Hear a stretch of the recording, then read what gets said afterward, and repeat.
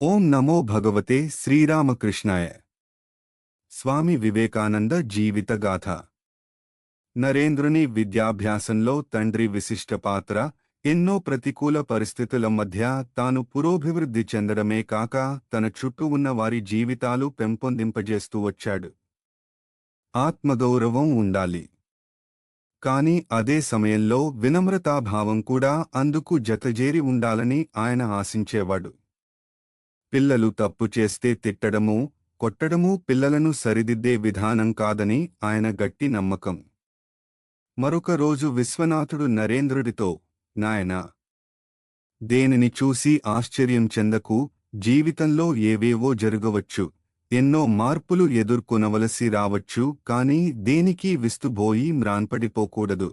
భగవంతుని రాజ్యంలో ఏమైనా జరగవచ్చునని గ్రహించి పురోగమించాలి. నరేంద్రుడికి జీవిత పర్యంతం మార్గదర్శకమైంది